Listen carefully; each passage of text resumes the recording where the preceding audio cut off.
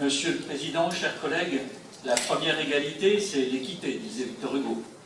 Dans la presse, il y a ce que l'on appelle les marronniers, ces sujets qui reviennent année après année pour meubler les pages des journaux. Nous, le nôtre, c'est la programmation pluriannuelle des investissements qui, ce jour, vient de quitter le stade de l'indigence pour une programmation presque inactive. Presque, car j'observe un frissonnement avec ce rapport et cette proposition de 750 000 € de crédit de paiement en vue d'aménager la rue Mermet. J'ai en souvenir cette délibération qui concernait une petite commune de la métropole qui s'est, à cette occasion, enrichie d'une jolie chaussée et d'un trottoir magnifique où quelques très rares passants accompagnés de toutous peuvent exprimer leur satisfaction en laissant leur empreinte physique et olfactive qui justifie amplement la nécessité de cette action. Je ne suis pas sûr que cette commune contribue autant que la nôtre. Mais nous ne nous plaignons pas, on nous avait annoncé 850 000 €, ce sera 750 000 €. L'autre disait qu'il est plus facile de commencer que de finir. L'autre, s'il vivait aujourd'hui sur cette question de PPI, ajouterait, pour commencer, il faudrait déjà avoir avancé.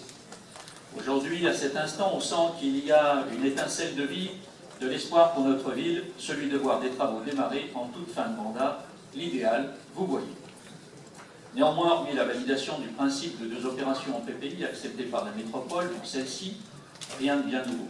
Sauf que l'opération Mermet, objet du rapport, était déjà prévue dans le mandat antérieur en 2009-2010, en opération de proximité, mais différée faute de financement suffisant, relatif et reporté de fait sur une future enveloppe PPI, soit celle de 2015-2020, dont potentiellement 1,5 million € en autorisation de programme sur le mandat en cours.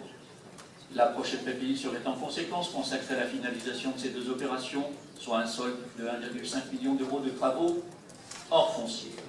Ce qui se traduit pour Tassin-la-Ville, commune de 23 000 habitants, par un prévisionnel de 3 millions € de budget, travaux PPI, sur 2 mandatures. Si l'on doit s'en contenter, sera-t-il seulement encore possible de les réaliser? En effet, l'impact du déclassement A6 à 7 sur la PPI actuelle et la prochaine nous inquiète. Les engagements financiers de la métropole restent décevants. Ramenés sur la période du mandat 2014-2020, ils sont équivalents à 250 000 € par an, soit la contribution de la ville au FPIC, le Fonds de péréquation intercommunale. Ne pas faire à autrui ce qui est insupportable pour soi, disait Montaigne. Monsieur le Président, je vais être sport, ça frémit, c'est un bon début et je soutiens bien évidemment ce projet qui concerne entre autres nombreux usagers qui empruntent quotidiennement cette voirie, les élèves du collège situés dans le périmètre de la phase 1.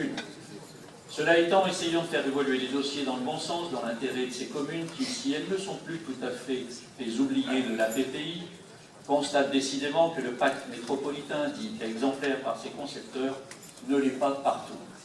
Ayons pour objectif l'équité. Je vous remercie.